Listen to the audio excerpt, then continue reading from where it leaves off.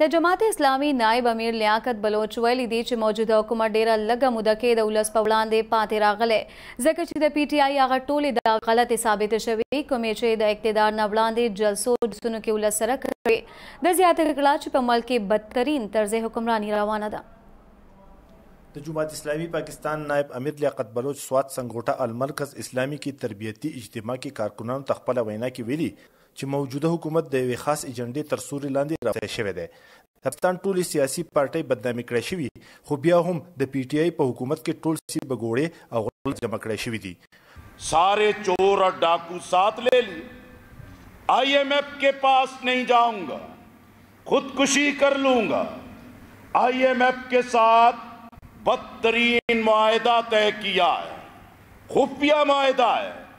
نہ پارلیمنٹ کو پتا ہے, نہ قومی قیادت کو پتا ہے, نہ بینا کو خبر ہے, لیکن اس کا تمام تر بوجھ پاکستان کے عوام کی طرف لڑکتا جا رہا ہے. دوی زیاته چې د ریاست مدینه مثالي حکومت قایم کولو دعوې ټولې دروغ ثابتې شوي دي. ملک کې بېحیایي زیاته شوې ده او غیر اسلامي کارونه روان دي. دا وخت ټول ملک کې سیاسي او معاشي بحران دی.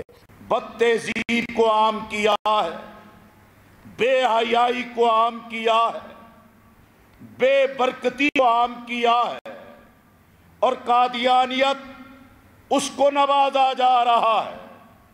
پاکستان کی تاریخ میں پہلی مرتبہ قائد اعظم نے فلسطین کو ایک ملک تسلیم کیا.